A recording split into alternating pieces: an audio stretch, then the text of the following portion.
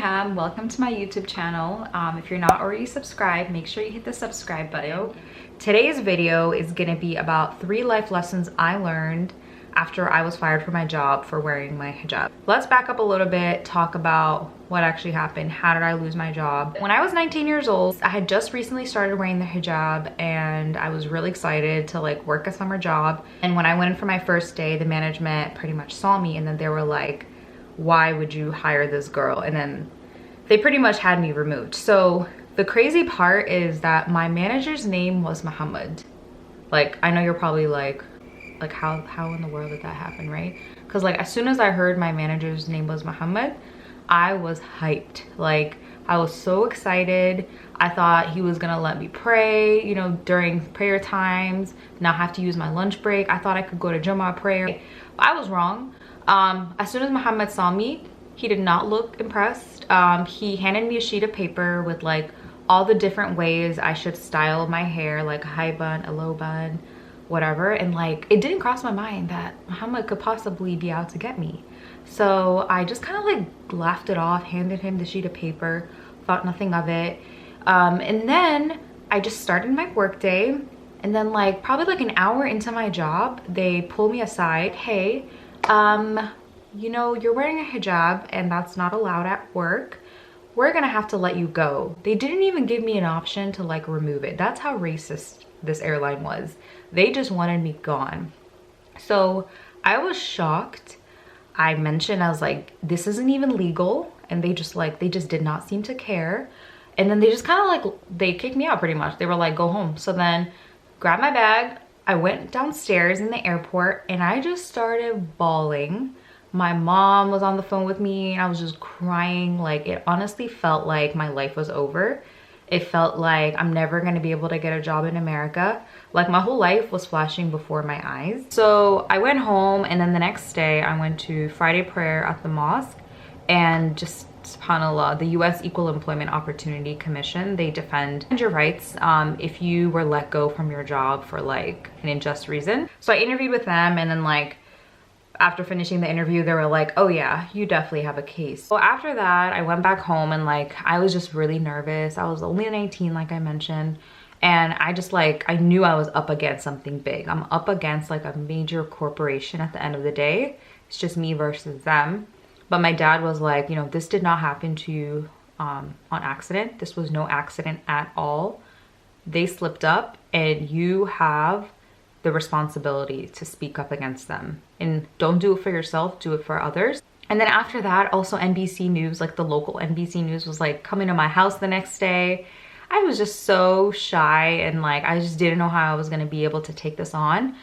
So honestly, I pray to God. I'm a really spiritual person. I pray to God, give me the strength to be able to like take this on, to be able to speak eloquently when I'm talking on the news, get my point across. So I did the interview, it went great. I was really proud of myself, and then came on the challenge of actually taking on this major airline. So I embarked on a 2-year journey of going back and forth with the airline. It was no easy task. They had all sorts of like crazy settlement agreements they would send me. They would tell me, yeah, sign this agreement, we'll give you money, but you can never speak about what happened. Today I would never be able to talk to you guys about what I went through had I signed that agreement, which of course I never would. At the end of the day, we were able to get them to agree to change their laws to train all their employees across the US, just so this never happens again. And then I also did get a sum of money out of it for everything that I went through. But this experience honestly changed my life. I was studying like international affairs when I was in college, and then when I was graduating, I didn't know what direction I wanted to take my life. And what happened to me really did push me into the direction of starting to advocate for the American Muslim community. I was really fortunate, alhamdulillah, to be able to get a job straight out of college with one of the top policy organizations defending American Muslims. I had so many opportunities to be able to tell my story. I was able to tell my story to President Obama. I got the opportunity to tell my story through a human rights museum. I just had so many opportunities to do that. And if it wasn't for this one experience, I would have never had the opportunity to be able to advocate for my community. At the end of the day, this was the biggest blessing of my life. I'm so grateful that I went through this experience. At the time, it felt like it was like a disaster. Like I was devastated by it. It really did change my life for the better. So let's get into the top 3 lessons that I learned by going through this experience. Lesson number 1 is if you don't speak up for yourself, no one else will. Of course, others can like defend you and everything like that, but really you're your own biggest advocate because you're the only one who's gone through what you've been through. You're the only one who knows what you experienced, how everything went down, how much trauma it caused in your life. So it's really up to you to speak up and really speak out on that issue and really do it for others. If you're not going to do it for yourself, do it for others, because discrimination is something that so many people have gone through. I know I'm not the first one. I'm not the only one who's gone through discrimination and been let go for wearing their hijab or for wanting to practice their religion the way they do. But really, you're the only one who can speak out, right, about that. So make sure that if something like this happens to you, you do not stay silent about it. But lesson number 2 is don't let fear get in the way of your greatness. How many times do we actually say no to opportunities that come our way because we think we're not enough? I know that's something I've struggled with a lot, is feeling like, you know, if an opportunity comes knocking on my door, that there's somebody out there who is better fit for this opportunity, or to just kind of like let it go just because you don't want to deal with the discomfort that comes with rising to the occasion. And after this experience, I felt like I could take on the world. Let me tell you, when I first started my job after college, craziest thing happened to me. Somebody reached out to me and they were putting together this live interview, interviewing President Obama, and that they thought I'd be a really great fit for it. My first instinct was to literally delete the email just because I'm like, there's no way in hell I'm gonna interview President Obama. I'm not fit for this. I'm too nervous. I don't want to lose sleep over this. So I actually ignored the email at first, and then the person kept on emailing me. They were like, no, you would be so good at this. And then like my colleague at the time, she was like, you have to apply for this opportunity. So I did. I was like, okay, I'll apply, but like, I'm not gonna get it. There's no way. Applied, got it. And then I was like, oh my God, I now have to prepare for this. And like, of course, I lost sleep over it, but did I kill it? Yes, I killed it. Got to interview the President of the United States.